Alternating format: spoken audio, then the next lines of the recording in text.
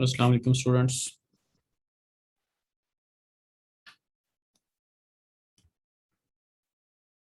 वालेकुम सलाम सर। वालेकुम सलाम सर। ओके जी, लास्ट टाइम एक होम टास्क दिया था आपको वैसे करने के लिए कि इंटीग्रेशन जो है वो आपने अपने रजिस्टर पे सॉल्व करनी है और अपने आंसर को कंपेयर करना है। सो ड्यूरिंग द इंटीग्रेशन किसी को कोई इशू वगैरह आया और जो बिल्कुल एग्जैक्ट आंसर था वही आया आपका जब आप कर रहे थे?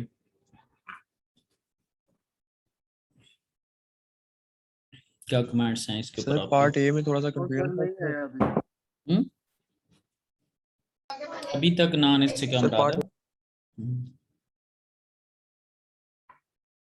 मतलब कि इंटीग्रेट कर लिया है, उसके अंदर वैल्यूज ने पुट की बस। तो इसका आंसर ये बनता है कि सर अभी तक कंप्लीट सॉल्व नहीं किया। ठीक है, इसका आंसर ये नहीं बनता कि अभी तक आंसर नहीं आया। इसका मतलब ये है कि अभी तक कंप्लीट सॉल्व नहीं किया, तो ऑब्वियसली जब कंप्लीट सॉल्व नहीं करेंगे तब तक आंसर कैसे आ सकता है। ठीक है, तो यानी कि पार्शली सॉल्व किया हुआ आपने अभी, तो कोशिश कर रहे हैं उसको पूरा करते इसीलिए तो लास्ट टाइम ये टास्क दिया था। और जी कोई? सर ये हमारे पास अगला 4.9 ही था, लेकिन वो बुक पे कोई और है। आपने जो स्लाइड पे करवाया था वो कोई और है। सर जो बुक पे किया था उस पे हमारे पास जो टेम्परेचर था वो सेल्सियस में था, तो हमने केल्विन में यूज करना होता है कि सेल्सियस में यूज करें जब P2 V2 divided by T1 formula था। बुक में क्या था, क्या इशू है आपका? क्या कह सर रहे हैं, बुक में क्या था? सेल्सियस में हमें दिया हुआ था टेम्परेचर, और हमने केल्विन में यूज करना होता है टेम्परेचर के सेल्सियस में यूज करना है। केल्विन में भी अगर आप यूज करना है तो जस्ट ऐड 273, इसमें क्या इशू है? हम्म? ठीक सर, वो केल्विन में किया था तो आंसर वही आ रहा था मेरा, लेकिन मैंने सेल्सियस में कर रहा था तो वो प्रॉपर नहीं किया था। ठीक है सर, समझ आ गया। आप लोगों को लास्ट टाइम मैंने क्या गाइड किया था कि जो आइडियल गैस है उसका टेम्परेचर का कौन सा यूनिट होता है? Kelvin sir. केल्विन में आपको टेबल भी केल्विन। करवाया था केल्विन में, और उसके ऊपर अच्छा खासा मैंने कमेंट भी किया था कि आप टेम्परेचर को डिग्री सेल्सियस में ले रहे होते हैं और उसको आइडियल गैस के केस में आपने केल्विन में लेना है। तो जब कोई टास्क दिया जाता है तो सबसे पहले लेक्चर को गौर से सुना करें और फिर उसके बाद टास्क पे वर्किंग शुरू किया करें। और अगर ड्यूरिंग द लेक्चर आप लोग गौर से नहीं सुन रहे होते तो जो रिकॉर्डिंग आपको प्रोवाइड करता हूँ उसको सुन के तो फिर टास्क के ऊपर काम किया करें। उसमें सारी क्यूरीज होती हैं, बजाय के एक हफ्ता तक अपने माइंड के अंदर क्वेश्चंस ही लेके फिरते रहें और उसका जवाब कोई ना आए। तो सबसे पहले लेक्चर को गौर से सुना करें। Due to any reason if you are not focusing तो वो जो आपको वीडियो दी जाती है उसको सुन के तो फिर काम किया करें।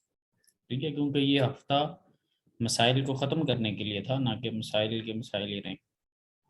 ठीक है, तो आपको बताया हुआ कि आइडियल गैस के केस में जो है वो आपने केल्विन के अंदर करना है, क्योंकि आपको सॉल्व करने का कहा है, ना कि बगैर सॉल्व के इश्यूज जो है ना। और क्या कमेंट्स हैं जी, किसी ने किए? 4.9 और इंटीग्रेशन अभी तो दो लोगों ने कमेंट किया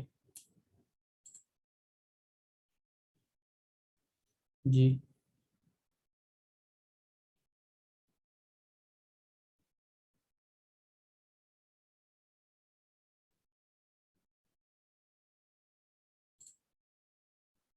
जी, not interested in this course? Sir no issue, 4.9 किया था उसके अंदर कोई इशू नहीं था और इंटीग्रेशन भी ठीक हो गई। ठीक हो गया था? यस। ठीक है जी। और बस ये दो तीन लोग ही हैं, और नहीं किसी ने किया काम?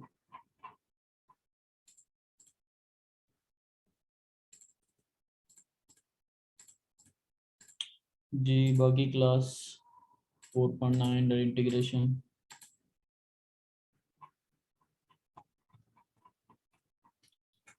जी चले नोट करते हैं। बल्कि यूसुफ कह रहा है कि जी मैंने किया था, रमीज कह रहा है कुछ मैंने करने की कोशिश की थी, और किसी ने स्टार्ट में कुछ कहा था कि पार्शली सॉल्व किया हुआ, वो कौन था? सर मैं कह रहा था कि मैंने सोल्व कर लिया है, बस वैल्यूज नहीं पुट की मैंने। हम्म हम्म हम्म, ठीक है। बाकी अमार सईद जी, जुनैर, दानिश, अब्दुर्रहमान मलिक, इनके क्या व्यूज हैं? जी दोस्तों।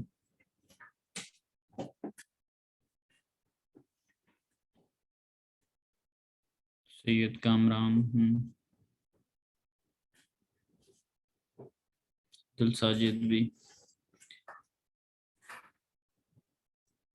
आप लोगों ने किया या नहीं किया? बस just inform and let's move on. जी दानिश, जुनैर, सैयद कामरान, अब्दुल साजिद, अब्दुर्रहमान मलिक, आप लोगों की क्या प्रोग्रेस है? किया था काम? नहीं सर, थोड़ा सा फैमिली इशू था, इस वजह से नहीं कर सके। अच्छा, तो अब खत्म हो गया या अभी भी इशू एग्जिस्ट कर रहा है? नहीं सर, अब खत्म है। चलो अगले लेक्चर में मुझे बताना कि आपने क्या काम किया, ठीक है? ओके सर, इंशाल्लाह। हाँ जी, तो ये अब्दुर्रहमान मलिक बता रहा था कि इश्यूज था। Yes sir. बाकी हाँ, दानिश, सैयद कामरान, इनके क्या व्यूज हैं? जी अब्दुल साजिद जी, आपने किया अभी तक काम या नहीं किया?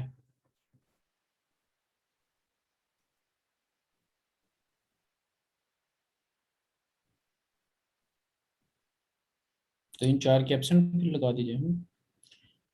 काम भी नहीं किया, आवाज भी नहीं आ रही, वैसे बता भी नहीं रहे। प्रैक्टिकली सारा सॉल्व नहीं किया।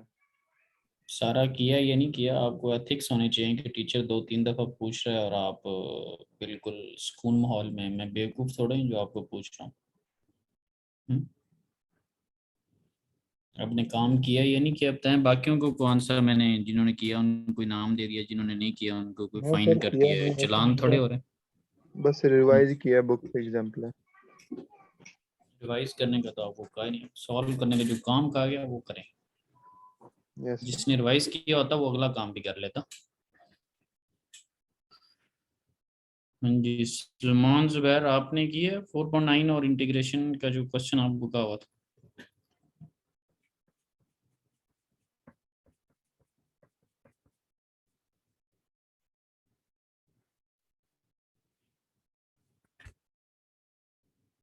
सलमान जुबैर क्लास में हो?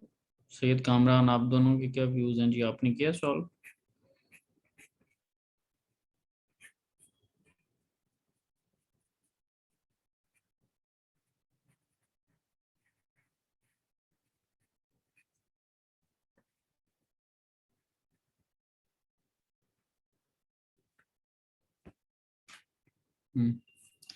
सलमान ने कहा कि सर पूछना तो मीटिंग ही लीव कर देते हैं।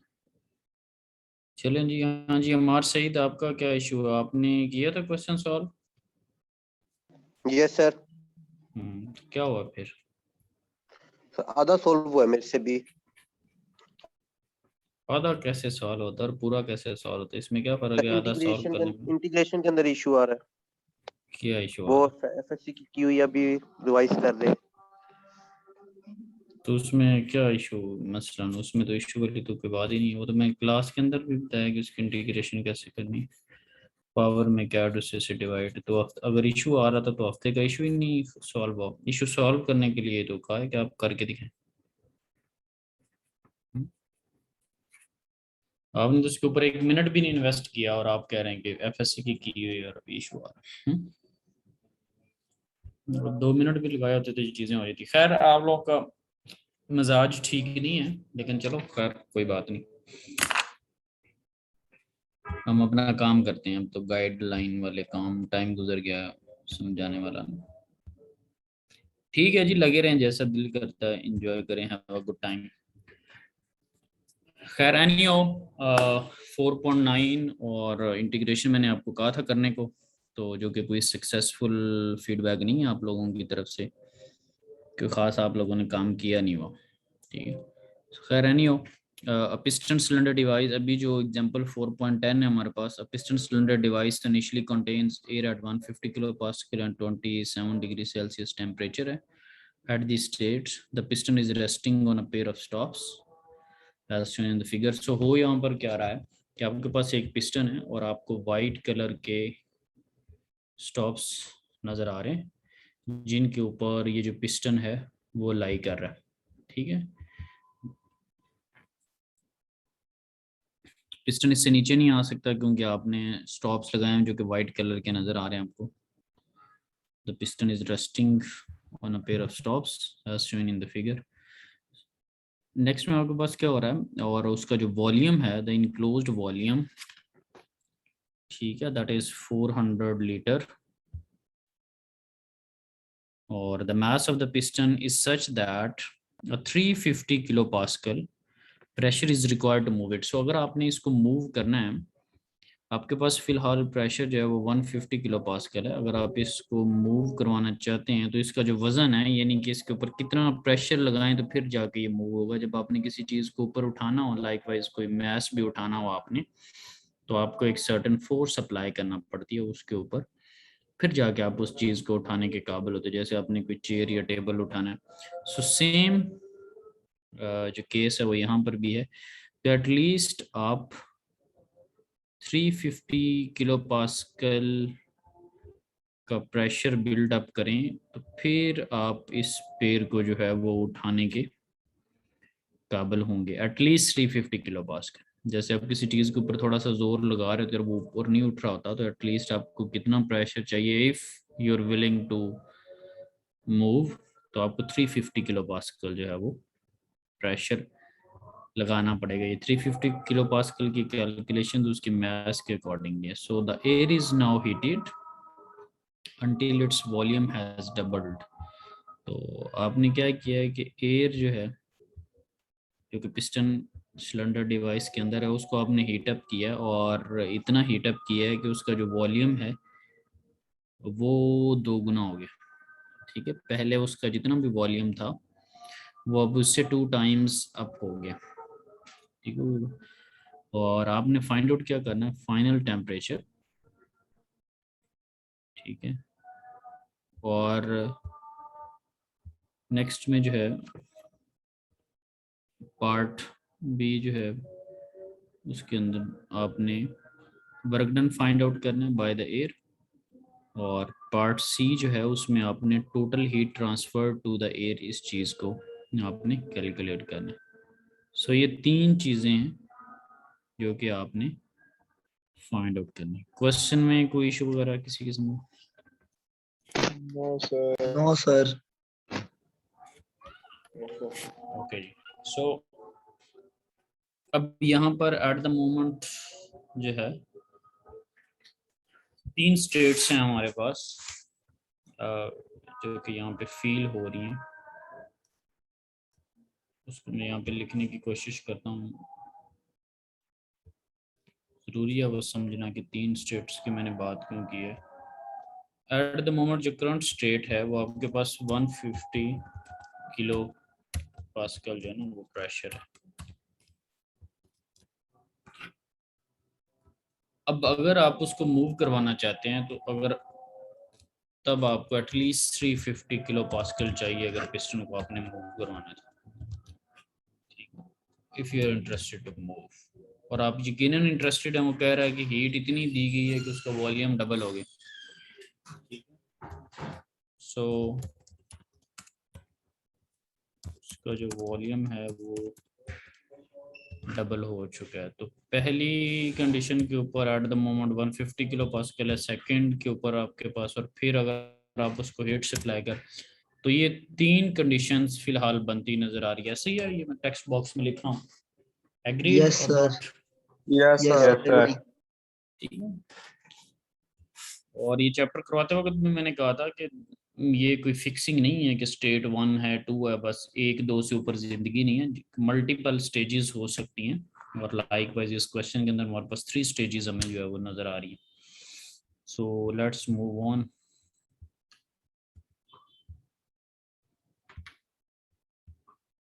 अब नेक्स्ट में अगर आप देखें तो एज गाइडेड अर्लियर के आपके पास 150 किलो पास्कल, 350 किलो पास्कल और वॉल्यूम डबल्स 3 स्टेट्स हैं।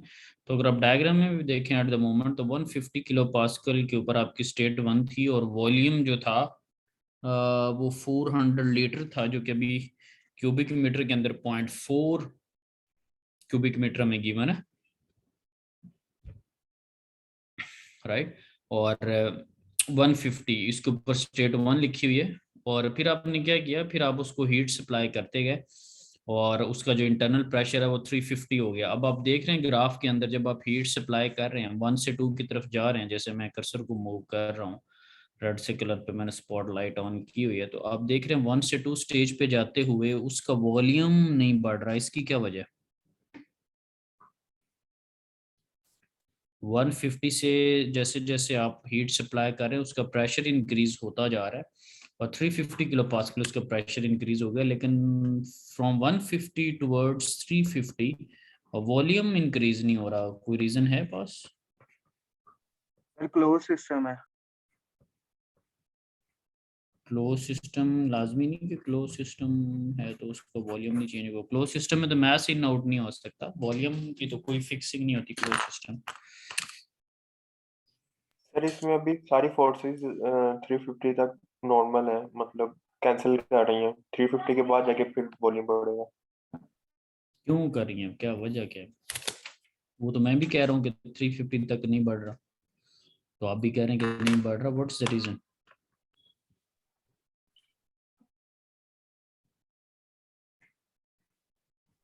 सर ऊपर जी से जो और कोई? हम्म। सर ऊपर से जो प्रेशर है वो भी वो और अ, जो हीट की वजह से वॉल्यूम बढ़ रहा है, वो दोनों अभी 350 तक कैंसिल हो गए हैं। और सर जो हमारे पास जैसे है पेयर ऑफ स्ट्रोक हीट है ना, वो बढ़ेगी। वॉल्यूम को नहीं बढ़ने दे रहा। Yes sir. अच्छा, खैर एनी हो, इसका एग्जैक्ट जवाब मैं पहले भी आपको बता के आए हैं, अब दोबारा रिपीट करने लगा हूँ। अब अपनी वर्डिंग और मेरे वाली वर्डिंग को जरा आप कंपेयर कीजिएगा कि आपका आंसर कहाँ पर लाई कर रहा है, आप कहाँ पर हैं और मैं आपको क्या बताना चाह रहा हूँ। अगेन आई एम रिपीटिंग, और स्टेटमेंट के अंदर भी आपके पास जो है वो लिखा हुआ है। ये लाइन जरा पढ़ें। The mass of the piston is such that a 350 kilopascal pressure is required to move it। हाँ जी, पढ़े जरा लाइन सारे, क्या लिखा हुआ? The mass of the piston is such that a 350 kilopascal pressure is required to move it। इस line का क्या मतलब? सर 350 प्रेशर चाहिए जिससे जो पिवट जो प्रेशर है पिस्टन वो मूव कर सके, जिसमें मूव मूव कर। Yes sir. यही मैंने आपको बताया, आप लोग क्या जवाब दे रहे हैं मुझे? एटलीस्ट आपको 350 किलो पास्कल प्रेशर चाहिए अगर आप पिस्टन को मूव करवाना चाहते हैं। तो जब तक 350 नहीं होगा पिस्टन मूव नहीं करेगा, और जब तक पिस्टन मूव नहीं करेगा आपके पास वॉल्यूम नहीं बढ़ेगा। ठीक है, that was the expected answer. Yes sir. Any how, let's move on, क्योंकि हम 9 एग्जांपल्स कर चुके हैं इस चैप्टर की, अब तो बिल्कुल लास्ट एग्जांपल्स मैं करवा रहा हूँ। और अभी तक भी अगर सिनेरियो बिल्डअप करने में थोड़ा कमज़ोर हैं तो इस पर बहुत मेहनत की ज़रूरत है। ठीक है, और आपको एग्जांपल करने के लिए कहा, और आप मोस्टली कह रहे हैं कि उसको पार्शली सॉल्व किया है, किसी ने सॉल्व नहीं किया, किसी को मसाइल है, मोस्टली को मसाइल है। जब तक आप लोग प्रैक्टिस नहीं करेंगे आपके माइंड के अंदर, जब तक सिनेरियो बिल्डअप नहीं होंगे, फिर तक तो फजूल है। मैं यहाँ पे जितना भी अच्छा बता दूं और हर वक्त मैं बता के जाता हूँ, और आप लोग प्रैक्टिस नहीं कर रहे उसकी, और रिजल्ट आपके सामने है।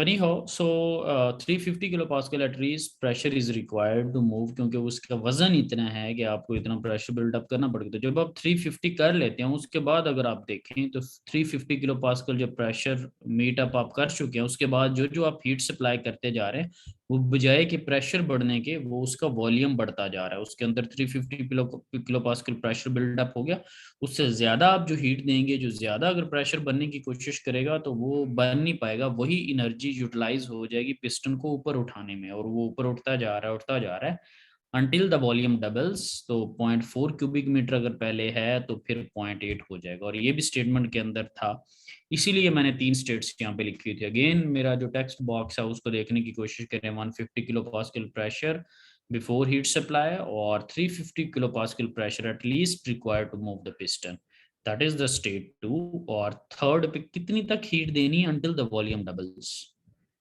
ओके, सो अब आप क्या काम करेंगे? सो फाइनल आपकी स्टेज ये है कि आप फाइनल टेम्परेचर फाइंड आउट करना चाहते हैं। तो मैं वही फॉर्मूला यूज कर रहा हूँ कि P1V1 divided by RT1 is equal to P3V3 divided by RT3। R आपको नजर दोनों साइड्स पे इसलिए नहीं आ रहा क्योंकि R आइडियल गैस कांस्टेंट है और वो दोनों साइड्स पे कैंसिल आउट हो रहा है। सो आप इस आइडियल गैस की इक्वेशन से भी देख सकते हैं कि आपके पास स्टेट्स डिफरेंट हो सकती हैं। लेट्स से आप 1 और 2 स्टेट का कंपैरिजन कर रहे हैं या 1 और 3 स्टेट का कंपैरिजन कर रहे हैं। इट्स अप टू यू कि आप क्या चीज फाइंड आउट करना चाह रहे हैं। Once is saying final temperature, तो फाइनल टेम्परेचर आपका वो फाइनल आपकी कंडीशन है जब वॉल्यूम डबल हो चुका है। ठीक है, इसमें किसी को कोई इशू जी? P1 भी आपको गिवन है और T1 भी आपको गिवन है, T3 आप फाइंड आउट करना चाह रहे हैं और जितना इनिशियल वॉल्यूम है उससे 2 गुना आपका वॉल्यूम हो जाएगा जो फाइनल वॉल्यूम है आपका, तो वो V1 दोनों साइड्स पे कैंसिल आउट हो रहे हैं। इस पे किसी को कोई कंफ्यूजन वैल्यू पुट करने में या इक्वेशन को यूज करने में? No sir. ओके जी, तो फाइनल टेम्परेचर आपके पास आ चुका है, दैट इज 1400 केल्विन। अब नेक्स्ट में है the work done by the air. So work done by the air क्या हो सकता है? जैसे डायग्राम बनी हुई, एरिया अंडर द कर्व क्या होता है? That is work done. आगे 2-3 प्रीवियस एग्जांपल्स के अंदर मैं आपको area under the work done calculate करवा चुका हूँ। जब एक ट्रॉपिजाइड बन रही थी, रेक्टेंगल और ट्रायंगल और ट्रॉपिजाइड फॉर्म, उस एग्जांपल के अंदर भी हमने स्प्रिंग कांस्टेंट वाली में भी एरिया अंडर द कर्व के थ्रू जो है वो हमने वर्क डन फाइंड आउट किया था। So same is the case, आपके सामने डायग्राम है, ठीक है, और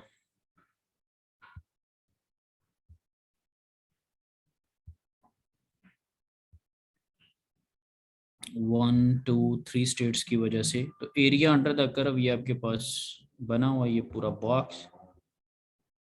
सो ये रेक्टेंगल बन रही है, आप उसकी ये वाली साइड और ये साइड दोनों साइड्स को मल्टीप्लाई कर दें तो आपके पास एरिया आ जाएगा एज ही डिड।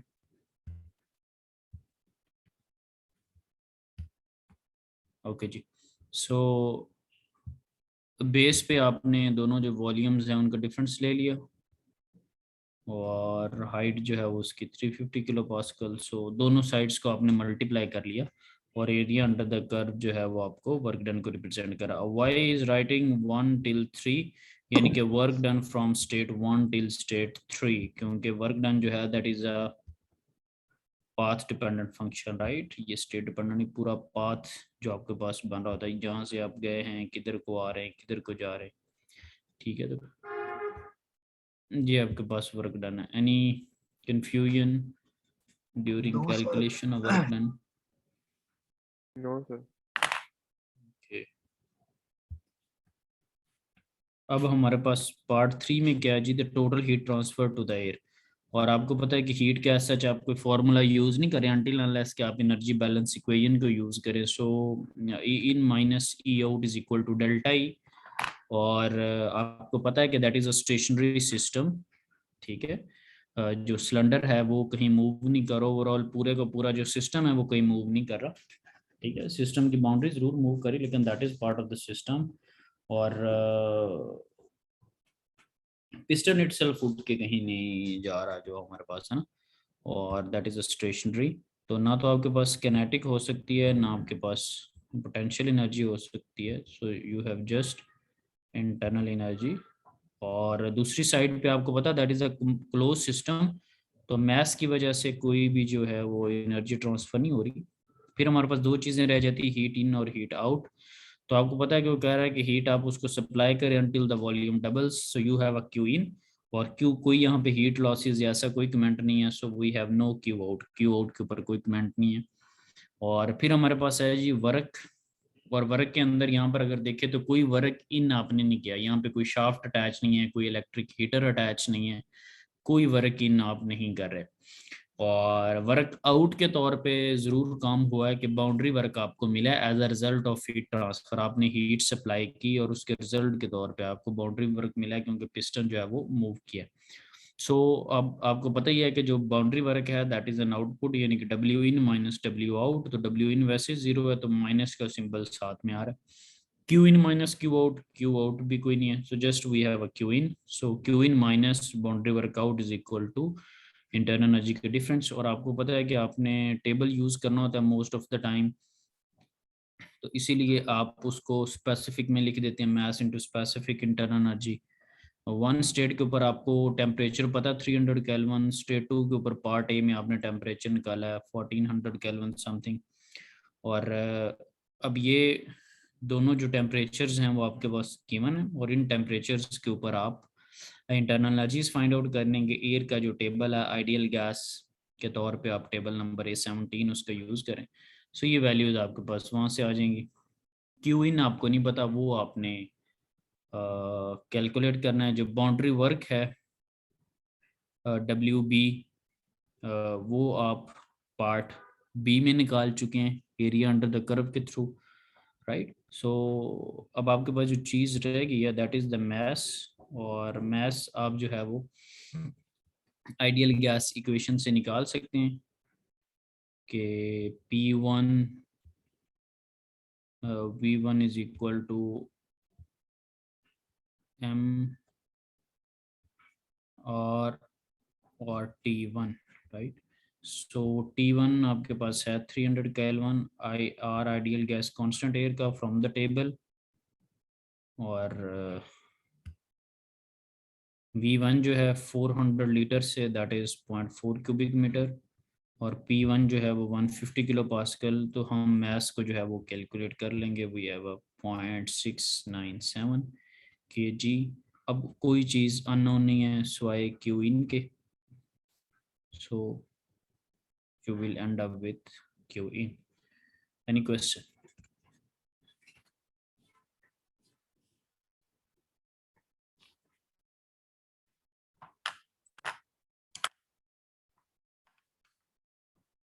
जी इस पे कोई क्वेश्चन वगैरह? No sir. No sir. अच्छा, जब आप आइडियल गैस इक्वेशन का फॉर्मूला यूज कर रहे थे तो अक्सर आपको कुछ इश्यूज या आपके माइंड में कुछ क्वेश्चन होते थे अक्सर P V is equal to R T के थ्रू ना, P V is equal to n R T या इस तरह से।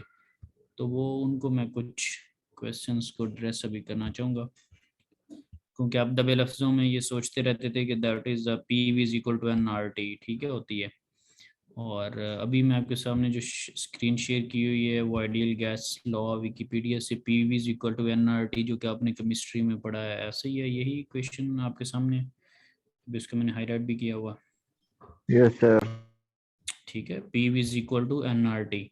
सो यस सर। अगर आप यहाँ पे देखें तो ये वही बॉयल्स लॉ, चार्ल्स लॉ और एवोगैड्रोस नंबर्स और उन सारों का कॉम्बिनेशन। अब इसमें जो एन है उसको मैं अब हाईलाइट कर रहा हूँ।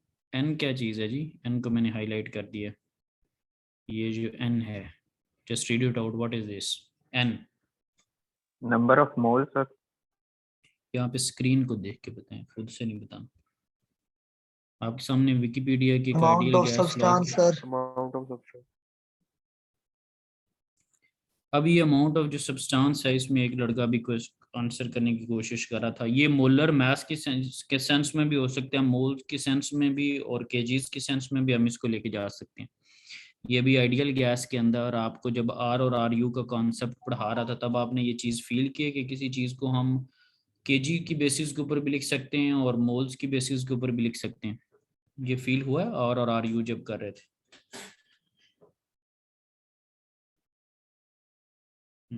Yes sir. ये फील हुआ है या नहीं हुआ?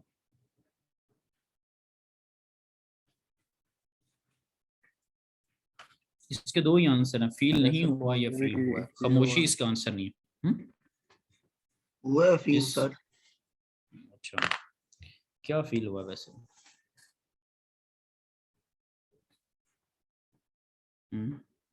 सर इसको मैथ की तरह भी कह सकते हैं। सो अच्छा खैर, अब आगे जरा चलते हैं, उसमें क्वेश्चन क्लियर हो, क्योंकि अभी भी अधूरा, अभी दिल नहीं कर रहा आप लोगों का कहने का ना। So amount of substance, substance आपको पता है वो कोई भी रियल गैस हो सकती है और उसको आप आइडियल गैस के तौर पे अज्यूम कर रहे हैं ऐसे ही। अब जो नंबर ऑफ मोल्स कह रहा था, ये लाइन को जरा पढ़ें जो कि मैंने हाईलाइट की है। इस लाइन को जरा पढ़ें। जी क्या लिखा हुआ इस लाइन में?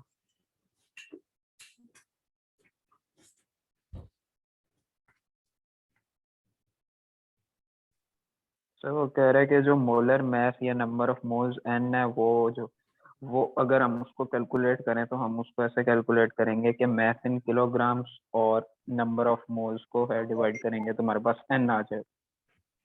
ठीक है, यानी कि अगर n को ख़त्म करके वो मैथ्स में भी जाना चाहें तो उसकी जगह वैल्यूज प्लग इन कर दें, ये भी वो शायद कहने की कोशिश कर रहा हूँ। ठीक है, ठीक है जी। नंबर ऑफ मोल्स जो है उसको आहिस्ता आहिस्ता उसका सफ़र जारी है। ठीक है, सो यहाँ पर उसने n की जगह क्या प्लग इन कर दिया? मास kgs divided by molar mass, right. और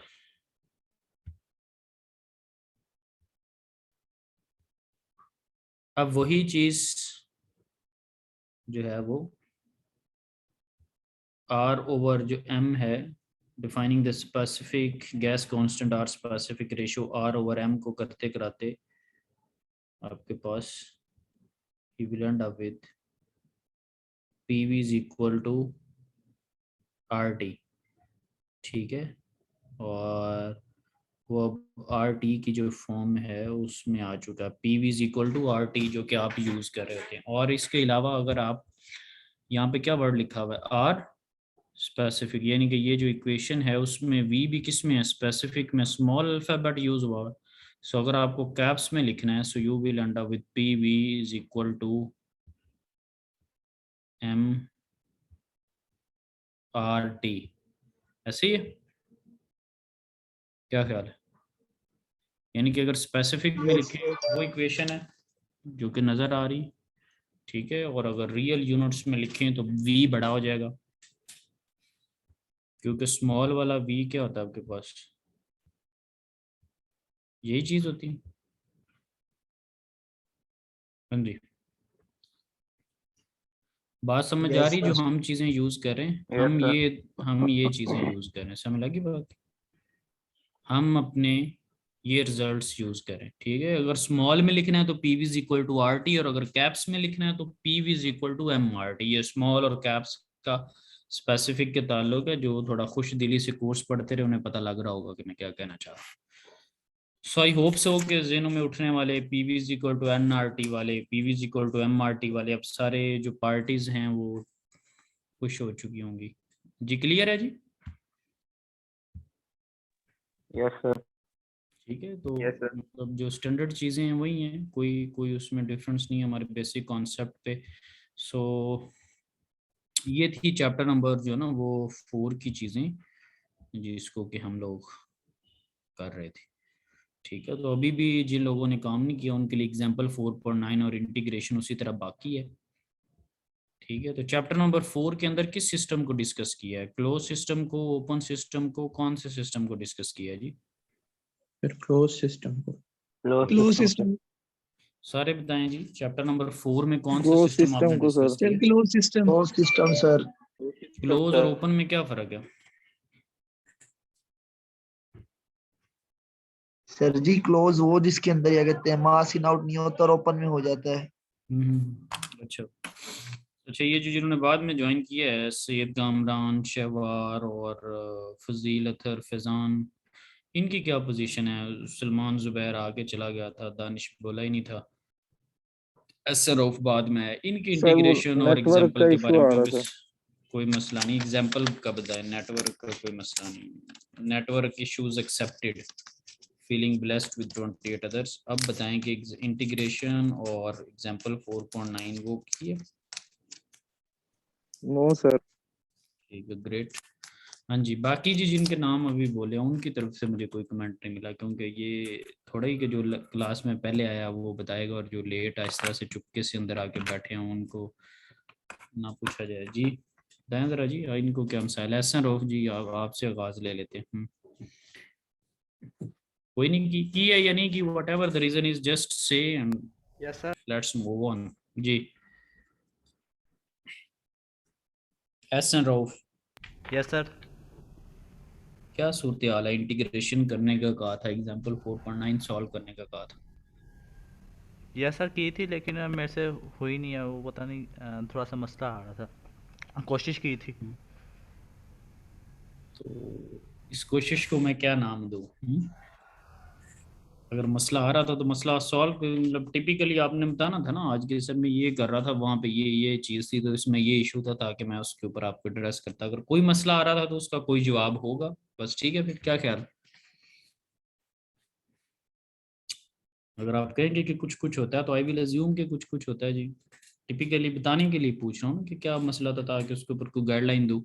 जी सैयद कामरान बड़े नाराज लग रहे हैं, आराम से ज्वाइन करके बैठे हुए हैं, कोई रिप्लाई नहीं दे रहे नहीं आजकल। सर, नाराज नहीं है। देख नाराज रहा नहीं हूँ। है तो जरा पर थोड़ा फिर शर्म भी करनी चाहिए। मैं 4-5 दफ़ा from the start of the lecture से बुला रहा हूँ इन लोगों को और बता नहीं कुछ रहे। हाँ जी, तो किया आपने 4.9 और इंटीग्रेशन कुछ करने की कोशिश की? ये मैं फिर दोबारा ज्वाइन जी क्या ये कह मेरा रहे हैं? डिस्कनेक्ट हो जाता है, दोबारा मैं ज्वाइन करता हूँ। फिर मेरा इंटरनेट का इशू है सर जी, वाईफाई नहीं है, लाइट नहीं आ रही सुबह। नहीं नहीं, मैं ये नहीं कह रहा कि आपका इशू, मैं ये कह रहा हूँ जो इंटीग्रेशन और एग्जांपल 4.9 पिछले हफ्ते कहा था कि घर में कीजिएगा, वो की है? क्योंकि करने का इंटरनेट से कोई ताल्लुक नहीं है।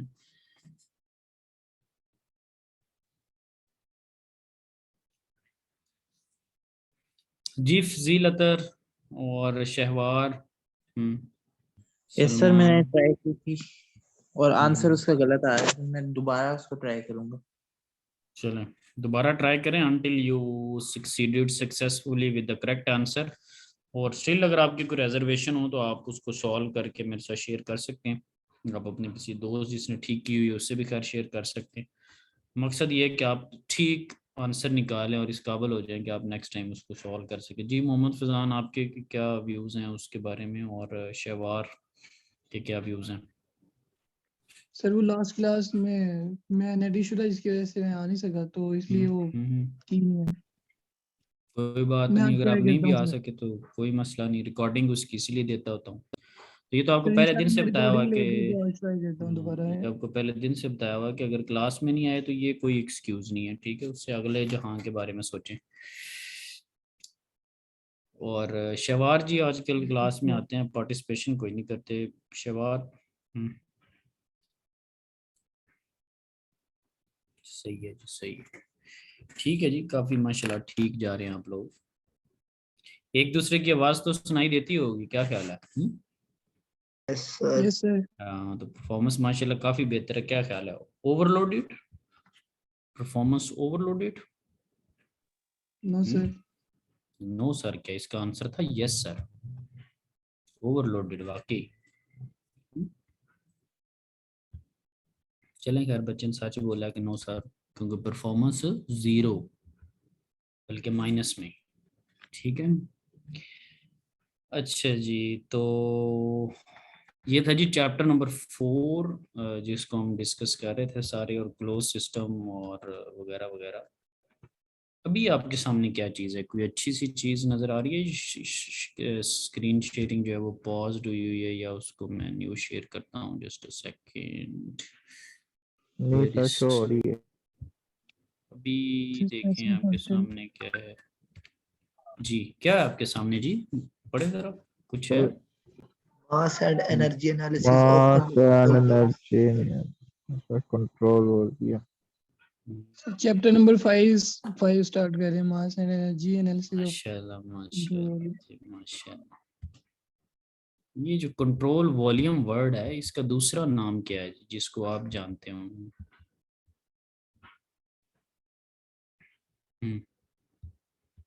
ना छेड़ में लंगा हूँ ना पूछा जाए। Sir constant volume. Constant volume, अच्छा अच्छा। दोस्तों अब मार्केट में क्या चीज आ गई है? हाँ जी, ओपन सिस्टम। क्या मार्केट में चीज आई है?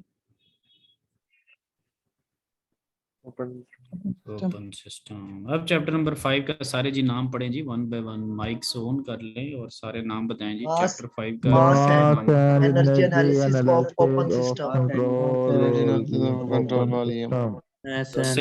सैयद कामरान जो है ना वो अरबी में पढ़ रहा है कि खड़ी जबर लगी हुई है, मास, मीम जबर मा। So this is English. काफी लंबा लंबा उसको राग लाप रहा है वो। हाँ जी। सो खैर है नहीं हो जी, यू कैन से मास, ठीक है। So that is a mass and energy analysis of control volumes. दूसरे लफ्जों में that is an open system. तो क्या होने जा रहा है इसके अंदर जी, चैप्टर 4 से और इसमें क्या फर्क नजर आएगा जी आपको? सर वो क्लोज सिस्टम है और ये ओपन सिस्टम है, इसमें हम ओपन सिस्टम वो डिस्कस क्लोज करेंगे। है, ये ओपन है, वो तो बातूनी बातें होगी ना। प्रैक्टिकली जब कर रहे होंगे तो किस कहाँ पर फर्क महसूस हो रहा होगा, क्या काम इसमें हो रहा होगा जिसपे आप मुख्तलिफ उनको कह सकते हैं जी? तो मैथ इन आउट हो रहा होगा। मैथ इन आउट हो रहा होगा, ठीक है जी, सारा एक मैंने पॉइंट आ एनालाइज गया। करेंगे energy and volume mass and की प्रेशर का भी एनालाइज डिफरेंस करेंगे। होगा। अच्छा जी, कोई टेम्परेचर वगैरह की भी बातें करा। मेजर क्या डिफरेंस हो सकता है जी मास इन आउट होगा इसके अंदर ओपन सिस्टम में। बिल्कुल ठीक है। आप जो एनर्जी बैलेंस इक्वेशन यूज करते थे, E in minus E out is equal to delta E, उसमें आपने देखा है कि मैस इन और मैस आउट की जो एनर्जी होती थी उसको आपने कभी चैप्टर 4 में डिस्कस नहीं किया था। ई मैस इन माइनस ई मैस आउट वो जीरो था। यस सर बिल्कुल। यहाँ पर ऐसा केस नहीं होगा। एनर्जी बैलेंस इक्वेशन को जरा ज़हन में लाएं और ये बताएं कि एनर्जी कितने तरीकों से उसके अंदर आ सकती है, किन किन जराए से एनर्जी आ सकती है सिस्टम के 3 अंदर, तरीकों किन से किन जरा। हाँ जी। सर, एक हीट के जरिए, वर्क के जरिए, और दूसरा तीसरा था एयर के तीसरा मैस ही था, मैथ के हीट वर्क और मैस। Yes sir. ठीक है जी। Yes sir. तो इसका मतलब है कि चीजें पुरानी हैं, बस एक चीज का इजाफा होने वाला है आपकी जिंदगी में। क्या ख्याल है? Yes sir. अगर ये इक्वेशन आप देखें दोबारा से, इसको जरा पढ़ें जी, ये कुछ आपके सामने आ गया कुछ। Mass and energy balance for steady flow process. इसमें देखिए E in minus E out is equal to delta ई।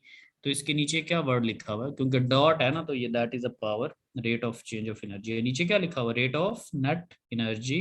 जी पढ़े जरा। ई इन ट्रांसफर माइनस बाय ई आउट के हीट, नीचे, हाँ जी, वर्क और work and mass. Math. Maths. तो यहाँ पर मैथ्स जीरो नहीं होगा, ये चैप्टर नंबर 4 नहीं है। ठीक है जी। तो इसमें जब पढ़ा यस करेंगे, सर। और क्वेश्चन में ये नहीं होगा कि क्वेश्चन के साथ लिखा चैप्टर नंबर 4 ब्रैकेट में और चैप्टर नंबर 5, तो ये आपने उसकी स्टेटमेंट से जज करना होता है ऑब्वियसली। ठीक है जी। Yes sir. हाँ जी। ओके। सो अच्छा, ये जब आप ई इन माइनस सी आउट लिखते हैं हीट वर्क और मैस की वजह से, तो इसमें क्या मैस इन मैस आउट लिखो या energy due to the mass in mass out लिखो? हीट वर्क मैस एनर्जी में ड्यू जब टू, लिखते होते हैं, energy due to the mass in out. ठीक है, क्योंकि एनर्जी की इक्वेशन है तो उसमें एनर्जी ही ऐड या सब्ट्रैक्ट हो सकती है ना। मैस तो केजी में होता है, किलोग्राम्स में। एनर्जी किस में होती है, जूल्स में, किलो जूल्स में। ठीक है, चलें जी। सो कंजर्वेशन ऑफ मैस देखते हैं उसको जी। कंजर्वेशन ऑफ मैस क्या, उसने क्या, mass like energy is a conserve property and it can not be created और डिस्ट्रॉयड ड्यूरिंग अ प्रोसेस वगैरह। जैसे एनर्जी जो है वो इन आउट जब होती है तो डिस्ट्रॉय या क्रिएट नहीं हो सकती, एक फॉर्म से दूसरी फॉर्म में चेंज होती है। इसी तरह मैस भी एक कंजर्व प्रॉपर्टी है, और मैस को आहिस्ता आहिस्ता हम एनर्जी की तरफ जब लेके आने लगेंगे तो हमारी हेल्प एक साइंटिस्ट ने बहुत पहले कर दी थी, अल्लाह उसको भला करे। वो साइंटिस्ट ने क्या कहा था, वो मैंने सर्कल भी कर दिया जो उसने कहा था। आप बताएं कि उसने क्या कहा था स्लाइड को देख के। एक साइंटिस्ट ने आपको एनर्जी और मैथ से रिलेटेड कुछ कहने की उसने कोशिश कहा की। था E is equal to MC square. E is equal to MC square. तो ये कौन सा साइंटिस्ट था, अगर कोई याद हो किसी को? Sir Einstein. Sir Einstein. Einstein. ठीक है, सर आइंस्टाइन। Yes sir. अच्छा जी। So E is equal to MC square. उसने कहा था कि mass and energy can be converted into each other according to this equation. So C is speed of light, किसी तारफ की मोहताज नहीं है। mass उस सब्सटेंस का mass है, और E एनर्जी जो कि वो कैरी किया होगा। चले जी, ये तो एक थ्योरेटिकल सी चीज़ थी, इसको पढ़ लिया। अगर इसने किसी को परेशान किया हो तो आइंस्टाइन को माफ़ कर दें। नेक्स्ट पे आ जाए ज़रा जी। और ये एक इक्वेशन भी खैर छोटी सी उसने हमको लिखा हुआ है, हाइड्रोजन है, ऑक्सीजन है, 18 kg वाटर में चला गया, ठीक है, और mass is converted during a chemical reaction. So जो इनसाइड मास है उसको अगर आप उसकी एनर्जी को देखें तो उसने कुछ किलो जूल्स के अंदर एनर्जी भी कैलकुलेट आपके पास की हुई है। अच्छा जी, अब जब आपने ये काम, ये आप कह रहे हैं, सारे लोग कहने की कोशिश कर रहे हैं कि सर मैस इन आउट होगा, इस पे इत्तेफाक करें, मैस इन आउट होगा, एग्रीड और नॉट ओपन सिस्टम के अंदर? यस सर, यस सर होगा। तो सर एग्री। मैस जब इन आउट होता है तो इसका मतलब मैस फ्लो कर रहा है, agreed? Mass is flowing, yes sir. Mass is flowing, right? कोई परेशानी? हम्म? जब mass no in out sir, होना है तो मैस फ्लो ही करेगा ना दोस्तों, जब बगैर फ्लो किए इन आउट हो सकता है? नो सर, फ्लो करेगा। ठीक है, फ्लो करेगा, गुड।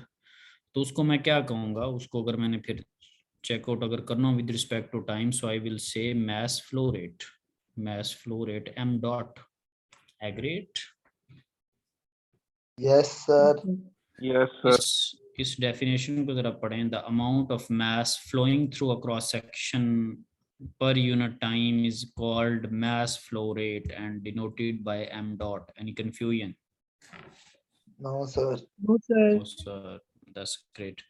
सो मैथ्स का वैसे बाय डिफॉल्ट क्या फॉर्मूला होता है? वैसे जो सिंपली आप what you say about maths, m is equal to, अगर मैं इसको कहूँ, can I say density into volume, can I से?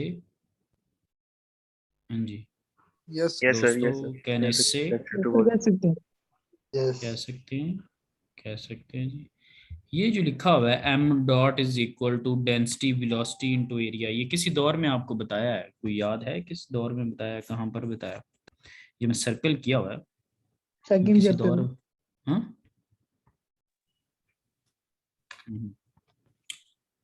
ओके, सो अभी भी बना लेते हैं क्योंकि अभी भी नहाते कम कम है, सर्दियाँ। आप लोग इधर देखें जरा, mass is equal to density into volume, ये सिंपल रिलेशन है, कहाँ से आया? Density is equal to mass over volume, ठीक है। क्लास पार्टिसिपेशन आपकी 0 है वैसे ओवरऑल ही। सो मास क्या हो सकता है? Density into volume. अगर मैं मास फ्लो रेट करना चाहिए, इसका आंसर ये होना चाहिए था कि पुरतपाक अंदाज से कि यस सर ये हमने पढ़ा हो, ये बेतहाशा दफा मैंने बताया हो। सो m डॉट क्या हो जाएगा जी? डेंसिटी इनटू वॉल्यूम के ऊपर डॉट। मेरे ऊपर इसका कोई नहीं, मैंने तो अपने टाइम के अंदर उतने उतने वर्ड्स ही बोलने हैं, बजाय कि आप नया इल्म सीखने के आप वही बसीदा बातें प्रीवियस को रिपीट करता रहूँगा तो आपकी लर्निंग में कोई इजाफा नहीं होगा। मेरा वही 1.25 घंटा है जो कि इस तरह यूटिलाइज करवा लें या कोई काम की चीज़ सीख लें।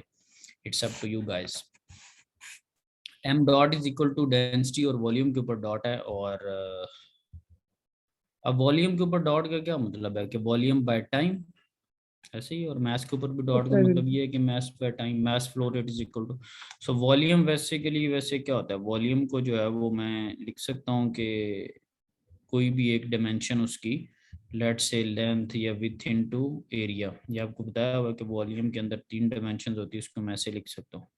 और अगर मैं वॉल्यूम डॉट कह दूं तो मैं उसको कह सकता हूँ L बाय टी या डिस्टेंस बाय टी या हाइट बाय टी। तो ये L बाय टी क्या होता है? That is speed, that is a velocity, ठीक है।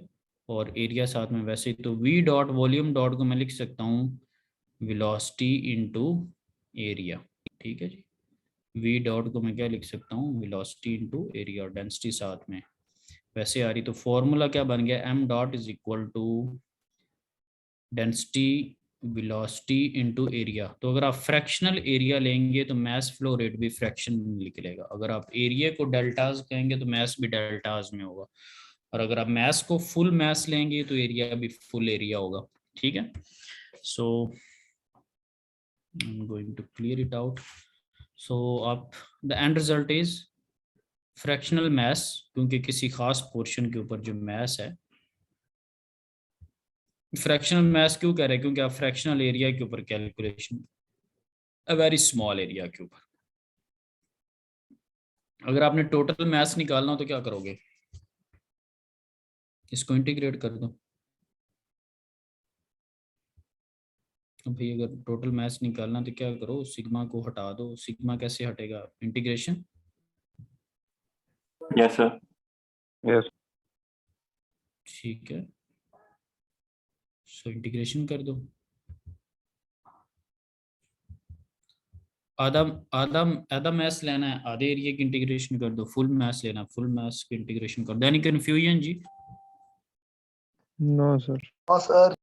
ठीक है, तो अब पूरे चैप्टर के अंदर आपके माइंड में क्या चीज़ होनी चाहिए कि एम डॉट को आप लिख सकते हैं कि इंटीग्रेशन कर लें आप डेंसिटी की, वेलोसिटी की, n is the normal vector और डिफरेंशियल एरिया। ठीक है, सो ये आप लोगों की फिंगर टिप्स पे होना चाहिए। नहीं भी होगा so I will skip it, यानी कि जहाँ पे मुझे नजर आएगा I will not comment on it. Okay जी, सो अब जब हम बात कर रहे होते हैं फ्लो की, तो हमें ये पता है जब किसी पाइप में कोई चीज़ फ्लो कर रही होती है, जस्ट इमेजिन अ पाइप, उसके अंदर वाटर फ्लो कर रहा था, जो पाइप की सतह है उसके साथ वाटर टकरा के गुजर रहा होता है। क्या ख्याल है, ऐसे ही होता है या बगैर टकराए गुजर जाता है? सर टकरा के गुजरता है। जो उसके मिडल के अंदर, जो पाइप के मिडल में मैस होगा, वो उसकी वॉल से नहीं टकरा रहा है, ऐसे ही? Yes sir. जो सासा गुजर के जा रहा है वो से टकरा रहा है, यानी कि जो साइडों से टकरा के गुजर रहा है उसकी स्पीड कम होती है, और जो मिडिल में फ्लो कर रहा होता है उसकी स्पीड ज्यादा होती है। ऐसे ही होता है वैसे रूटीन में। Yes sir. Yes friction sir. का सामना होता है साइड्स वालों को, दरमियान वाले को नहीं होता। जब कोई चीज कम ज्यादा हो रही होती है कि यूनिफॉर्म वे में अगर उसे एक्सप्रेस करना हो, तो आप एवरेज नहीं ले लेते? क्या ख्याल है? Yes sir. Yes sir. आपके मार्क्स किसी में कम हैं, किसी में ज़्यादा हैं, तो जब आप किसी को बताएंगे 3-4 सालों बाद, तो आप उसको एक एवरेज मार्क्स ही बताएंगे ना, या एक कॉमुलेटिव CGPA यानी कि कॉमुलेटिव GPA CGPA ही बताएंगे ना। ये तो नहीं कहेंगे, शुरू हो जाएंगे कि पहले सेमेस्टर में 6 बुक्स थी, फ्लाम में 70 थे, उसमें 72 थे, उसमें इतने थे। Might be is not interested to listen the marks of 30 subjects. क्या ख्याल है, एक ही जवाब बताएंगे जी? Yes sir. सो ठीक है जी, एक जवाब हम भी बता लेते हैं। इसी तरह स्पीड की सेंस में ये जो मैंने पाइप की एग्जांपल दी है, उसमें डिफरेंट स्पीड्स हो सकती हैं। अब डिफरेंट स्पीड्स पिक्चर से जाहिर हो रहा है। वेक्टर जो साइडों से टकरा रहे हैं उनकी वेक्टर लेंथ कम है, जो मिडल वाले हैं उनकी वेक्टर लेंथ जो है ना वो ज़्यादा। तो कह रहा है कि एवरेज इसकी ले लें। ठीक है, हम भी इससे इत्तेफाक करते हैं, एवरेज ले लें आप। सो अगर आप एवरेज आपने कैलकुलेट करनी हो तो उसका क्या तरीक़ेकार होना चाहिए, किस तरह की चीज़ें होनी चाहिए? एवरेज जब आप बुक्स की कैलकुलेट करते हैं, बुक्स के मार्क्स की, तो आप क्या करते हैं? मार्क्स सारे सब्जेक्ट से divided by the total marks. Yes sir. तो जब आप एवरेज स्पीड भी लेंगे, आप क्या काम करेंगे? हर एरिया की स्पीड, जब आप स्पीड कैलकुलेट करेंगे तो आप क्या काम करेंगे दोस्तों? हर एरिया की स्पीड डिवाइडेड बाय टोटल ठीक एरिया। है, डिवाइडेड बाय टोटल एरिया। अब हर एरिया की स्पीड आपके पास कैसे निकलेगी? आपने इंटीग्रेशन की हेल्प ले ली, मैंने उसके ऊपर टिक मार्क लगा दिया हर एरिया की स्पीड के ऊपर, कि आपने इंटीग्रेट कर दिया थ्रू आउट द एरिया। कैसे, मैंने क्यों, मुझे पता चला through out the area? Integration की लिमिट लिखी हुई है AC, कंट्रोल वॉल्यूम का एरिया AC, क्या लिमिट लगी? AC, पूरे एरिया के ऊपर आपने इंटीग्रेट कर दिया। मिसाल के तौर पे कैसे, किस तरह से कर दिया आपने काम? लेट्स से जी आपके V1 क्या है, प्लस जी V2 क्या है दूसरी सतह पे, प्लस जी V3 क्या है। ये इंटीग्रेट करके सारी वेलोसिटीज, सारी स्पीड्स आपके पास आ जाएंगी, डिवाइडेड बाय द टोटल। ठीक है जी, तो टोटल को कौन रिप्रेजेंट कर रहा है? 1/A। ठीक है, same likewise books marks how जी, ओके जी। सो अब एवरेज की सेंस में भी, यानी कि अगर किसी चीज की एवरेज कैलकुलेट करनी है तो by doing this way we can calculate the average. अब वही जो एम डॉट है, जो पीछे आपने एम डॉट पढ़ा है, उसमें आपने 3 चीजें देखी थी, डेंसिटी, स्पीड और एरिया। अगर फ्रैक्शनल एरिया लेंगे तो फ्रैक्शनल मास होगा, टोटल एरिया लेंगे तो टोटल मास होगा। ये पिछली स्लाइड पे अभी हम पढ़ के आ रहे हैं। ठीक, सो एम डॉट क्या होता है जी? Density into volume flow rate. ये भी मैंने आपको बताया। ठीक है। और डेंसिटी किसके रेसिप्रोकल होती है? स्पेसिफिक वॉल्यूम के। स्पेसिफिक वॉल्यूम क्या होता है? Normal volume divided by mass, और डेंसिटी क्या होता है? Mass divided by volume. ये चीज भी ठीक है बात। ये जितनों के ऊपर सर्कल लगे हैं, any confusion? No sir. No sir. ठीक है जी। वॉल्यूम फ्लो रेट जी क्या हो सकता है? वो हमें पहले ही पता है, ये भी पिछली स्लाइड में मैंने आपको बताया कि V dot will be equal to speed into area. लेकिन अगर आप फ्रैक्शनल एरिया ले रहे हैं तो आपको इंटीग्रेट करना पड़ेगा। ठीक है, इंटीग्रेशन से आपने बिल्कुल भी परेशान नहीं हुआ करना। इंटीग्रेशन टोटल चीज को रिप्रेजेंट करने के लिए होती है, राइट। और वॉल्यूम फ्लो रेट वही जो पिछली स्लाइड पे मैंने आपको बताया था कि स्पीड इनटू एरिया। ठीक है, और चूंकि वी एवरेज का आप कॉन्सेप्ट पढ़ रहे हैं तो उसको आप कह रहे हैं। और टोटल एरिया बन चुका है तो देखिए इंटीग्रेशन भी गायब हो चुकी है। क्या है? टोटल एरिया के ऊपर 3 मैंने टिक मार्क्स लगाए, यानी कि इंटीग्रेशन कोई कंफ्यूजन के लिए नहीं आती, इंटीग्रेशन हमें हेल्प आउट करने के लिए होती है। Any confusion in this slide? No sir. ठीक है जी, बड़ी खूबसूरत सी स्लाइड एक सामने आपके नजर आई है जी। सबसे पहले तो खूबसूरत वाली इक्वेशन देख लें, ताकि डेफिनेशन को जरा फिर देखते हैं। ये क्या लिखा हुआ है? मास, ये सर्कल मैंने किया, mass in minus mass out, mass total. Is equal to mass total, नहीं, is equal to change in mass, Yes sir. Equal to Change in mass. change in mass. Delta is representing the change, not total amount. So mass in minus mass out is equal to change in mass. यहाँ पे mass in कितना हो रहा है जी? ये water tub में कितना mass sir in हो 50 रहा है? kg। 50 kg। mass out कितना हो रहा है जी ड्रेन में? Sir 30 kg। 30 kg। So change in mass कितना होगा जी? Sir 20 kg। 20 kg। ठीक है जी, सारों के लिए 20 kg चेंज हो रहा है या किसी के लिए फर्क भी है?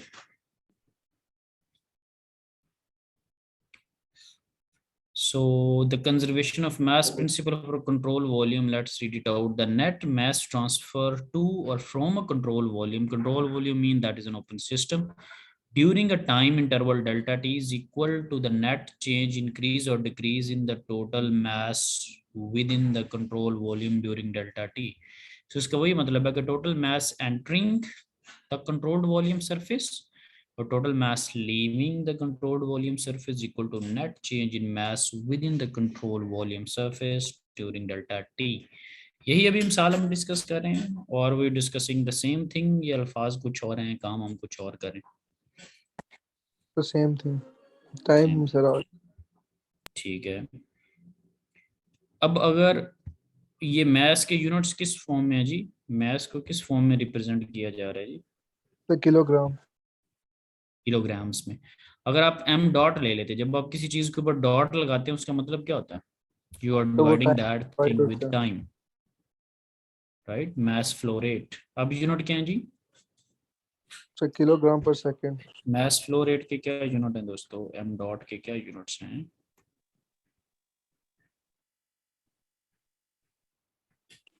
Sir kilogram per second. Kilogram per second sir. जी,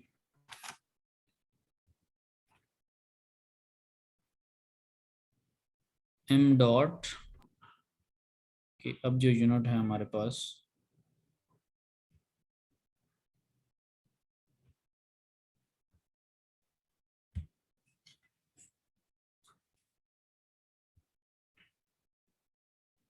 जी मैस एम डॉट के क्या यूनिट्स हैं? आवाज आ रही है अभी?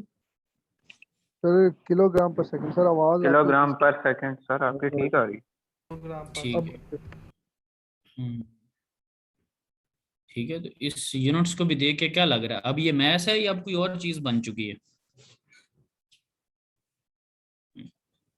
सर मैथ ही है लेकिन फ्लो हो रहा है टाइम के साथ। हाँ जी, तो इसका आंसर क्या बनेगा कि अब ये मैस फ्लो रेट, ठीक है, that is a mass flow rate. Simple mass जो है वो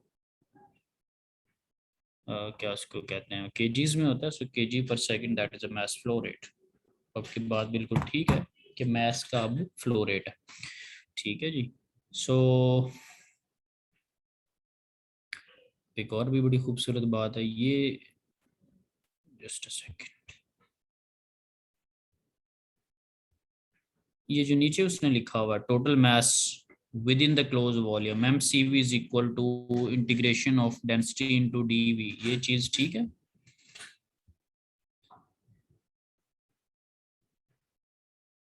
इज इट करेक्ट?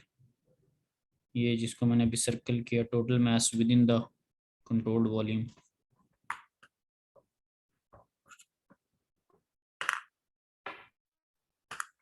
जी ठीक है या नहीं ठीक? ठीक है सर। हाँ जी, बताया करें ना, क्योंकि अगर नहीं ठीक होती ना तो फिर बुक वाले को फिर बंदा मैसेज या मेल करके कहता है कि नहीं ठीक। Yes sir. हाँ जी, बताया करें ना, फिर अगर उससे हो सकता है उससे गलती होगी हो। Yes sir.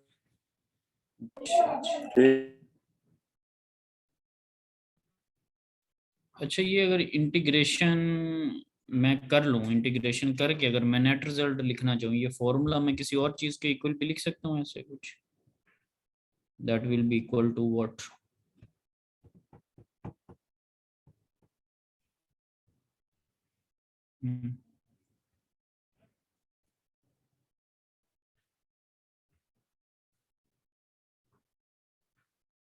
जिसको मैं ये लिख सकता हूँ,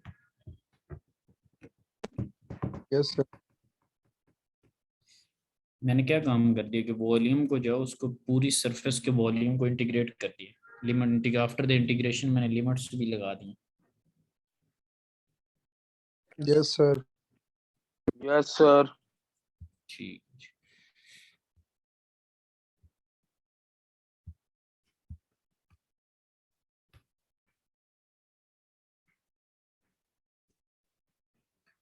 ये भी एक इसी तरह की चीज है कि यहाँ पे क्या दिया हुआ, एक मैस का एक सर्टन एक एरिया दिया हुआ, एक पैच है ना, क्या ख्याल है पूरी सरफेस कितनी बड़ी है? तो आपने उसमें से कितना एरिया लिया हुआ? अगर देखें इसको कंट्रोल वॉल्यूम CV को, कंट्रोल सरफेस को अगर देखें तो उसके अंदर आपने जो स्टडी के लिए एरिया लिया हुआ वो कौन सा है?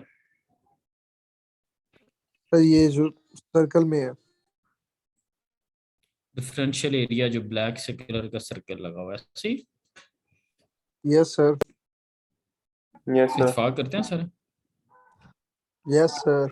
ठीक है। Yes sir. सो इसका अगर मैस फ्लो रेट निकालेंगे, जो कि पिछली स्लाइड्स में हम पढ़ के आ रहे हैं कि mass flow rate is equal to होता है डेंसिटी, वेलोसिटी और एरिया के। सो अगर डिफरेंशियल मैस है तो एरिया भी उसका क्या होगा? Differential area.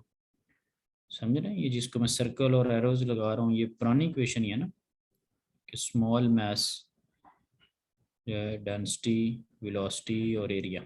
क्या ख्याल? Yes sir. ठीक है। Yes sir. ठीक है। अगर नॉर्मल प्रोडक्ट किसी का लेना हो तो आपने फिजिक्स के अंदर ये भी पढ़ा हुआ है, लेकिन ये इतनी डीप चीज़ें यूज़ नहीं करेंगे, मैं वैसे आपको बता रहा हूँ। फिजिक्स के अंदर आपने ये भी पढ़ा हुआ कि नॉर्मल कंपोनेंट क्या होता है? V cos theta. Yes sir. ठीक है, या V डॉट n। ठीक है। अगर नॉर्मल कंपोनेंट में हम इंटरेस्टेड हों तो हम उसको भी लिख सकते हैं। और टोटल का वॉल्यूम वैसे मतलब पूरे के अगर अंदर मैं इंटरेस्टेड हूँ तो मैं क्या करूँगा? मैं इंटीग्रेशन कर दूंगा फॉर द होल। ठीक है। क्या कर देंगे अगर आप नेट मैस में इंटरेस्टेड होंगे तो आप क्या कर देंगे? वही जो सरफेस है जो एक के लिए आपने इक्वेशन लिखी हुई है उसको पूरे एरिया के ऊपर लेट से AC, और उसकी जो डेंसिटी है और उसका जो VN है और उसका जो DA है, समझ रहे हैं? ये आपको ओवरऑल मैस फ्लो रेट दे देगा। ये जो मैं इक्वेशन लिख रहा हूँ नजर आ रही है M डॉट। ठीक है। सो अगर आप पूरे के ऊपर इंटरेस्टेड हैं तो पूरे को ले लें, और अगर आप फ्रैक्शनल अमाउंट में इंटरेस्टेड हैं तो फ्रैक्शनल अमाउंट को ले लें। अभी एक क्वेश्चन वैसे आपको एग्जांपल के तौर पे दिखाता हूँ कोई, ताकि ये जो थ्योरी वगैरह आप मतलब ये नहीं कि जो बैकग्राउंड आपको बताई है सारी थोड़ी उससे बेहतर हो जाएगी। इन डिटेल भी और डिस्कस करूंगा। अभी वैसे कोई क्वेश्चन दिखाता हूँ, कोई ओपन सिस्टम में लेता हूँ।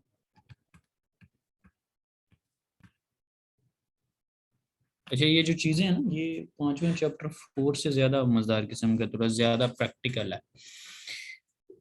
आपने अभी, आपको ये जो एक स्लाइड नज़र आ रही है, many engineering system such as power plants operate under steady conditions, और उसके अंदर टरबाइन हो सकती है। टरबाइन के ऊपर आपको पता है, मैं जाके वाटर हिट करेगा और उससे आपको आगे उसके ब्लेड जो है वो मूव करेंगे और at the end shaft rotate करेगी। क्या ख्याल है, ऐसे ही होता है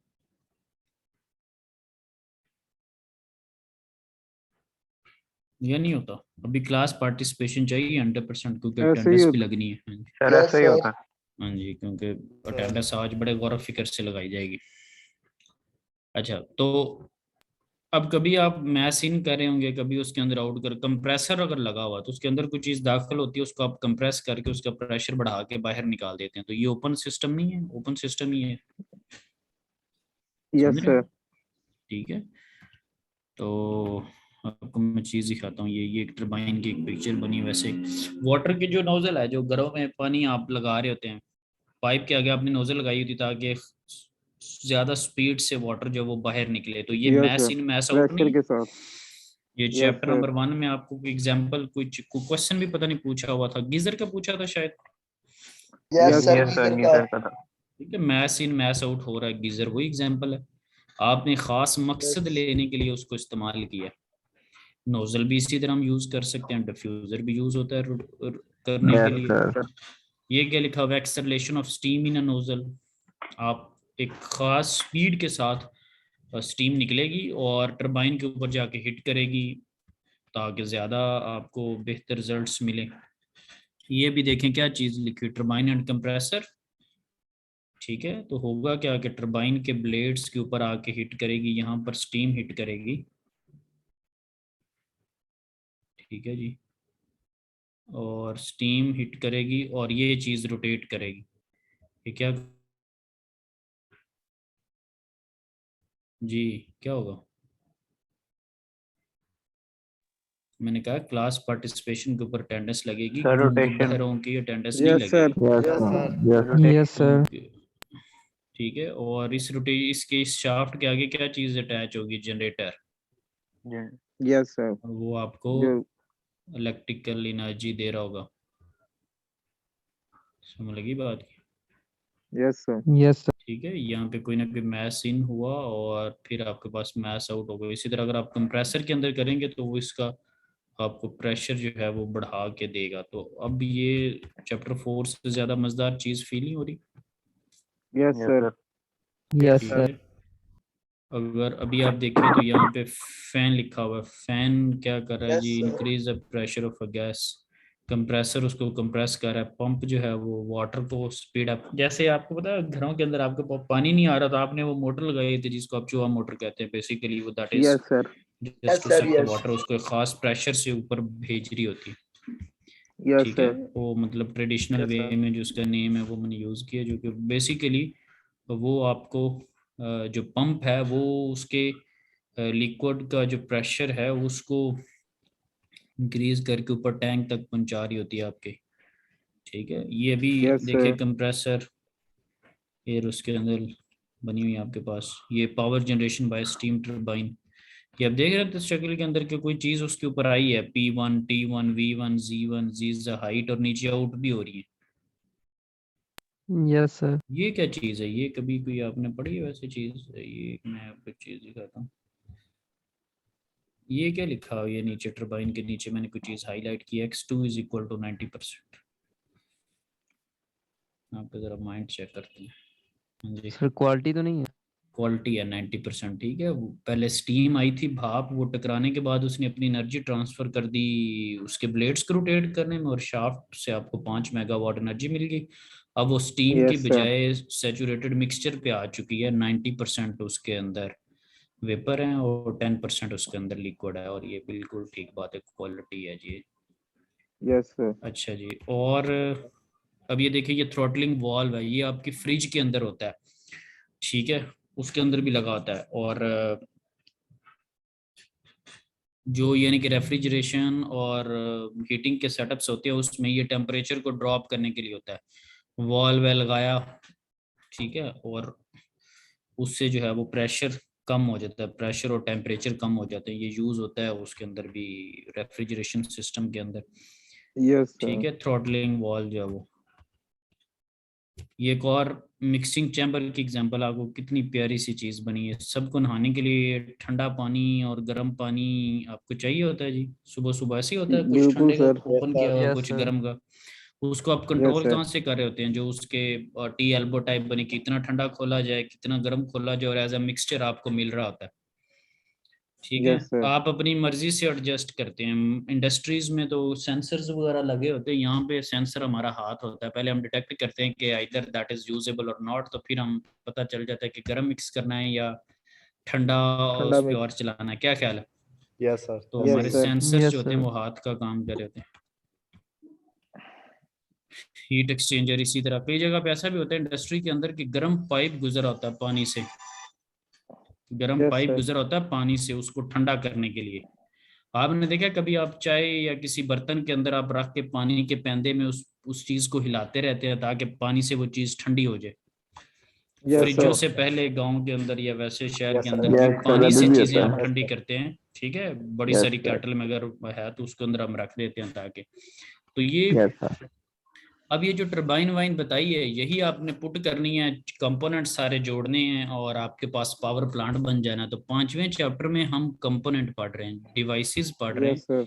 जो रियलिटी में हमारे बिजली पैदा करने में, गाड़ी के अंदर जो बातें हम करते होते थे चैप्टर 1 में, या जो जितने सारे आप क्वेश्चंस पढ़ते होते थे, इनको हमने चैप्टर 5 में स्टडी कर लेना। फिर आगे हम साइकिल्स पढ़ेंगे जो कि प्रैक्टिकली जिंदगी में काम आ रही है, यानी कि बिजली कैसे बन रही। लेट से जी टरबाइन लग गई, स्टीम उसको दे दी, आगे शाफ्ट लग गई, कुछ चिमनियों के थ्रू जैसे धुआं बाहर निकल रहा था, गाड़ी के सिलेंसर के थ्रू निकल रहा है, एयर फ्यूल मिक्सचर है, कंबस्टन आपने की, स्ट्रोक्स लगे हैं, जैसे 4 स्ट्रोक 2 स्ट्रोक्स का आप नाम सुनते हो। तो यानी कि अब जिंदगी जो है ना वो प्रैक्टिकल की तरफ रवाना है, ठीक है। अभी तक आप शायद धोखे में थे, लेकिन अब आप धोखे में नहीं है। अब जब स्टीम टरबाइन की मैंने बात की है, देखो मैं अगर बिजली बनाना चाहता हूँ तो ब्लेड्स के ऊपर हिट कौन सी चीज आके करेगी? स्टीम करेगी। स्टीम क्या होता है? सुपर हीटेड वेपर होते हैं। तो उसके लिए चैप्टर 3 जरूरी था, चैप्टर 5 टरबाइन को पढ़ने के लिए जरूरी था।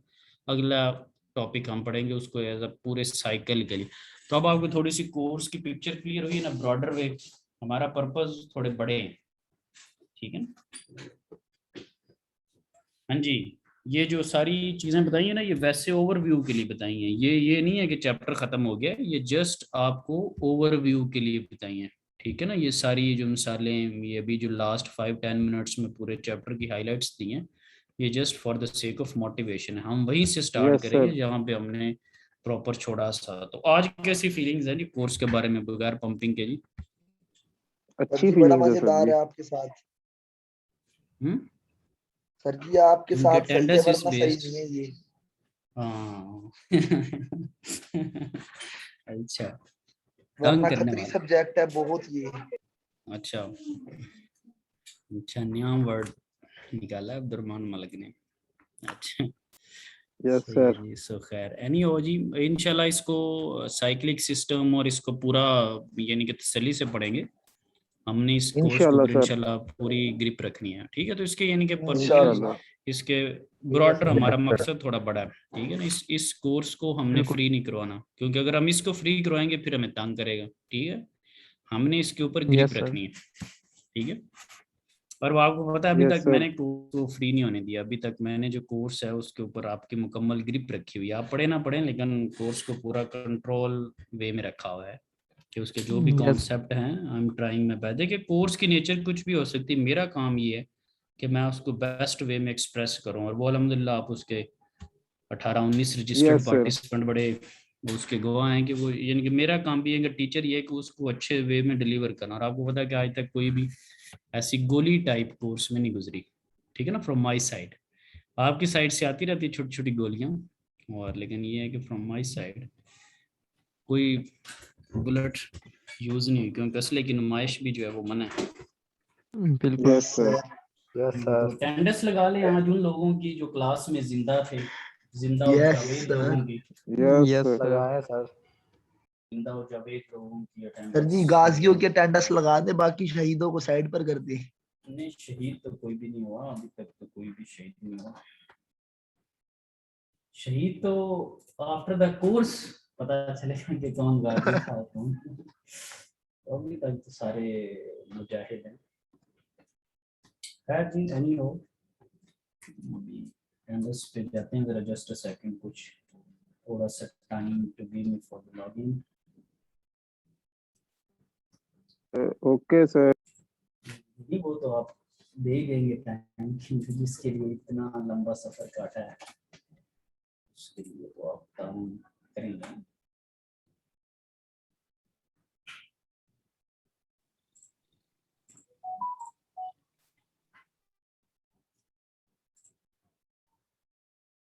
अच्छा, इसमें ये है कि ये जो मैं आपको चीज़ें देता हूँ ना करने के लिए, इसमें ये होता है कि आप उसको किया करें, उसमें कोई प्रॉब्लम हो तो फिर वो आप मेरे से डिस्कस कर लिया करें, ठीक है ना? Okay sir. ये नहीं कि आप यस नहीं अगर सर। करते तो मैं अपने खाते में उसको क्लियर कर देता हूँ कि इनको कहा है, और वो साफ है। मेरे लिए कोई ये नहीं कि कोई बड़ा मसला नहीं होता। आप लोगों को अगर कोई इशू अगर आ भी जाए तो वो तो चंद सेकंड्स के अंदर मैंने आपको गाइड करके साइड पे कर देना। अभी चैप्टर 3 के लिए जो लोग मेरे पास आते रहे उनको पता है, बस एक क्वेश्चन पे एक नज़र देखना है, उसमें बस फैसला जो है वो उस पर आ जाता है कि ये सही है गलत है, किस तरह से करना। तो ये नहीं कि अलहमदिल्ला मुझे उसमें भी इतना इशू नहीं है, आप काम किया करें, कोई मसला मसाइल हो। रमीज आपको रिमाइंडर भेजता होता है?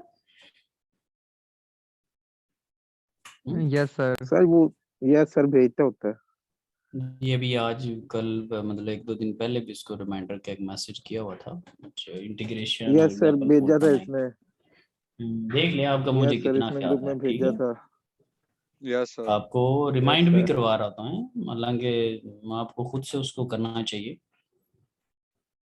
खैर नहीं हो जी, चलें कोई नहीं। बस ये है कि आप ये नहीं कि अच्छी इस पे एफर्ट पुट करें, और इंशाल्लाह अब साफ ज़रा फाइनल भी ऐसे ऐसे करीब आ रहा है, तो हमने इसमें बेहतर परफॉर्मेंस दिखानी है। वो साफ ज़रा आपकी परफॉर्मेंस के बगैर नहीं है ना, मैं जितना भी अच्छा पढ़ा लूँ, आप कोऑपरेट करेंगे तो फिर ही परफॉर्मेंस बेहतर हो सकती है। क्या ख्याल? Yes sir. हाँ जी, तो चलें जी, अब अटेंडेंस लगाते हैं। हल्की फुल्की गाइडलाइन मिल गई आपको। Abdurrahman Malik, present sir. ठीक है। अब्दुल साजिद, अच्छा जी मौजूद है। चलें जी। Ehsan Rauf, present sir. Present. Burhan, Burhan yes sir. Burhan बड़ा नाराज रहता है यार, पूरी क्लास में नहीं बोलता, बहुत खफा है।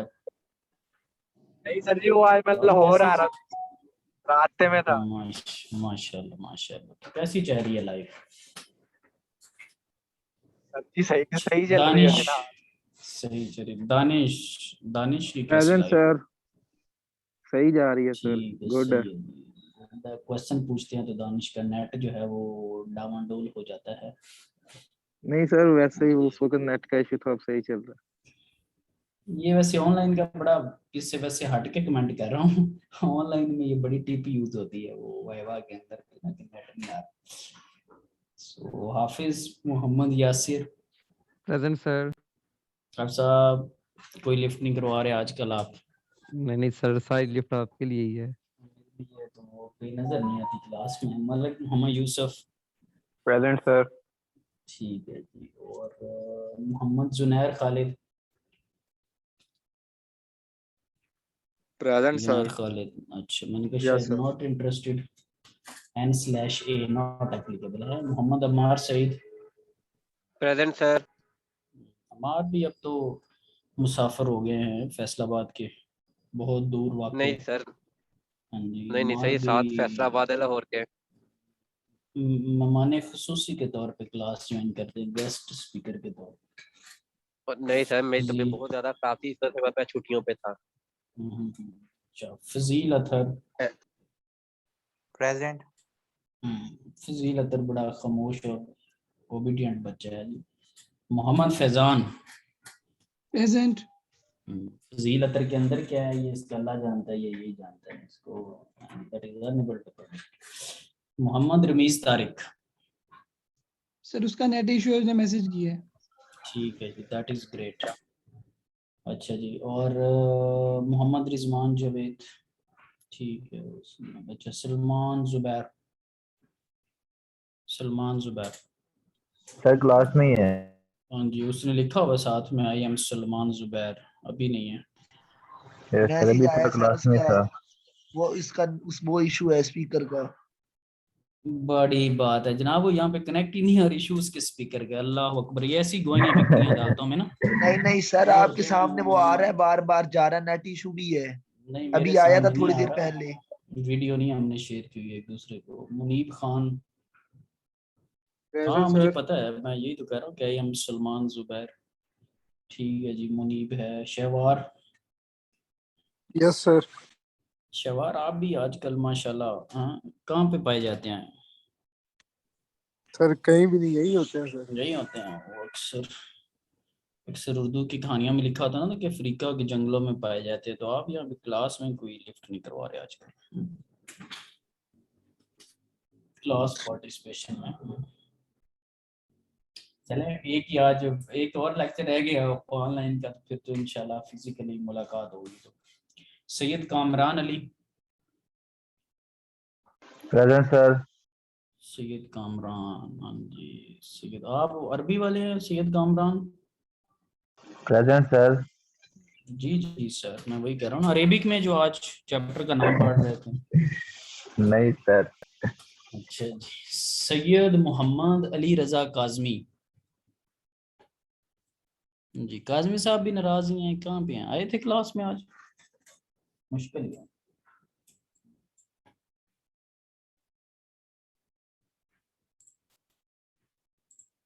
अच्छा जी, चलें जी, ठीक है। That is all about today and have a good time. Thank you. Allah Hafiz.